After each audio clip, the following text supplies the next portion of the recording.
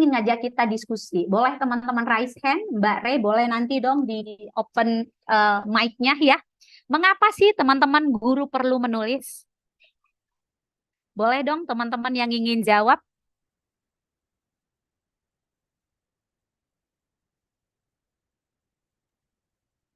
Oke, Ada silakan teman-teman? Bapak Ibu Ya. untuk yang ingin menjawab bisa untuk raise hand terlebih dahulu dan nanti bagi nama yang saya sebutkan bisa untuk unmute seperti itu. Mengapa sih kira-kira guru sore ini kita ajak? Kita perlu nulis nih teman-teman. Ada yang bisa nggak teman-teman? Boleh silahkan.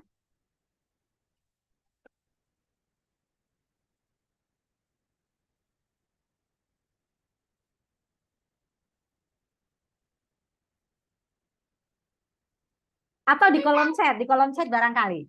Silakan teman. Oke nih Oke, Bu Aisyah, raise hand tuh, Bare. oke silakan Ibu Aisyah Sakinah untuk bisa unmute. Sebelumnya minta maaf karena lagi di dapur ya. Eh, Iya, Ini silakan. menurut saya kenapa kita sebagai guru perlu menulis? Karena kan kita sebagai guru juga kita sebagai pembelajar juga ya. Nah, melalui menulis pengetahuan kita juga bisa lebih bertambah karena kan dengan menulis kita pasti mencari artikel-artikel lain, jurnal-jurnal lain, sehingga menulis juga bisa dapat menambah pengetahuan dan apa yang kita dapat itu bisa kita bagi dengan orang lain. Terima kasih.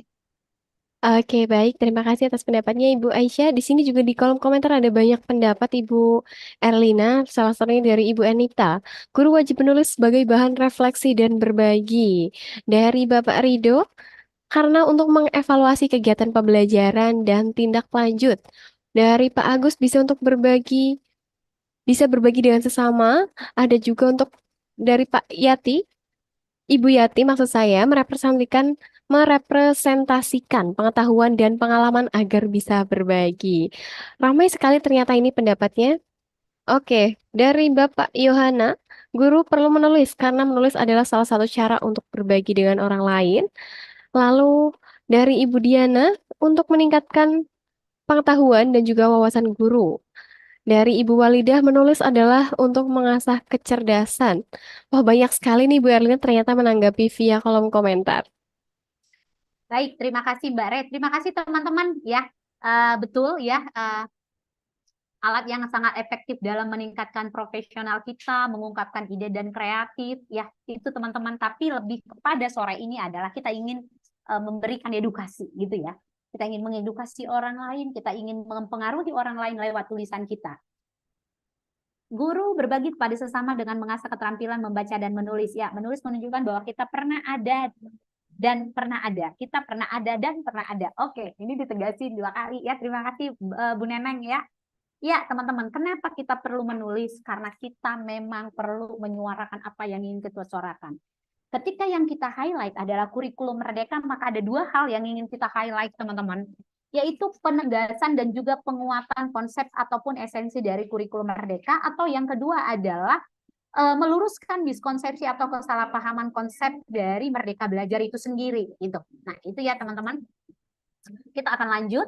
Nah, saya punya pertanyaan lagi. Sebagai guru, bagaimana sih kita membuat konten atau katakanlah lebih spesifik dalam konteks kita sore ini adalah membuat tulisan sebagai respon atas perubahan kurikulum dan berbagai sistem pendidikan, khususnya pendidikan lah, katakanlah perubahan pengelolaan kinerja kita, ya, katakanlah sekarang kita harus menyusun aksi nyata, katakanlah sekarang kita harus menyusun jadwal observasi. Nah, sebagai guru, bagaimana kita membuat konten atas respon kita terhadap itu?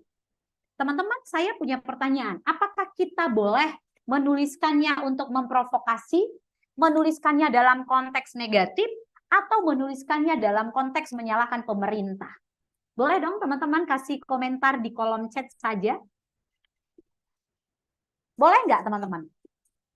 Ya saya kan nggak sepakat Bu Erlina, ya boleh dong, boleh. Terserah, saya mau lihat pendapat teman-teman gitu. Gimana sih respon kita ketika kita ingin menuliskan di kolom di kolom ya di media kita lah, di medsos kita ya, di media sosial kita gitu ya. Tidak boleh ambil positifnya saja kata Bu Fitri. Oke. Terima kasih Bu Fitri. Yang lain boleh nggak kasih pendapat? Bu Fitri bilang no. Bu Diana juga bilang tidak boleh. Tapi kan saya ingin bersuara. Saya betul-betul ingin marah-marah karena ini di luar kemampuan saya. Bu Retno tidak boleh, Bu Yohana tidak boleh, ya. Terima kasih teman-teman yang di kolom chat YouTube juga boleh. Bu Walida tidak boleh, Bu Titin tidak boleh, Bu Anita boleh. Karena tulisan kita juga bisa menjadi refleksi kebijakan. Yes, betul ya. Tapi sekarang saya ingin meng-highlight ketika pertanyaannya kita adalah mencetuskan hal-hal buruk, menyalahkan pemerintah itu tidak boleh. Tetapi ketika ingin menyampaikan sebuah katakanlah interupsi atau mungkin kita melihat itu kayaknya kurang, kayaknya ada sisi negatifnya boleh. Tapi ingat teman-teman, konten itu nggak boleh menyalahkan, tapi lebih kepada mengangkat opini kita yang mengatakan itu perlu dikaji ulang, tentu harus dengan fakta-fakta yang real. Artinya, saya mengatakan ini karena begini, begini, begini. Di lapangan saya melihat begini, begini, begini. Jadi memang akan memberi juga pandangan kepada si pemerintah ketika membaca itu. Jadi sebuah teks yang kita ciptakan itu tidak boleh katakanlah memang membunuh kurikulum merdeka itu secara langsung. Tidak bisa seperti itu. Menyalahkan tidak bisa, teman-teman. Tapi menyampaikan kontra itu boleh. Kita bebas bersuara gitu ya. Makanya teman-teman, ketika kita ingin menyatakan bahwa kita kurang setuju dengan sesuatu, sah-sah saja. Tetapi ada teknik penulisan bahwa kita memang harus menunjukkan tulisan itu bukan subjektif tapi objektif, lebih kepada melihat kekurangannya. Artinya bukan ingin menyalahkan pemerintah, tapi lebih pada menyoroti kekurangan yang kita temukan di lapangan.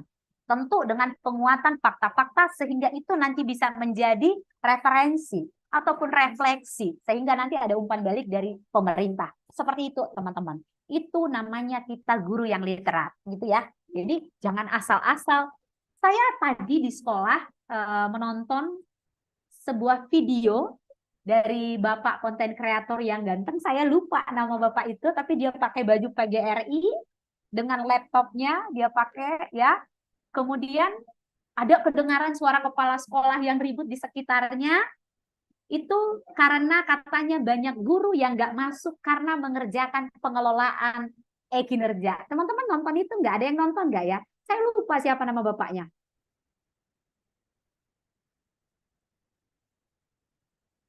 Oke, sebelum ke sana, ini ada pertanyaan menarik, Anita. Jika tidak boleh, mengapa ada sarkasme, gitu ya? Itu boleh. Sebenarnya kita dalam tulisan boleh. Nah, sekarang yang saya tanyakan adalah peran kita sebagai guru.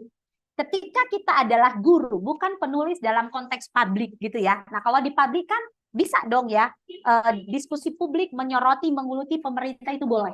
Sekarang yang ingin di-highlight adalah peran kita sebagai guru. Bisakah kita membuat konten yang memang katakanlah memang yang ingin menyerang pemerintah? Tidak boleh, teman-teman. Kenapa? Karena kita eksekutor pemerintah di lapangan.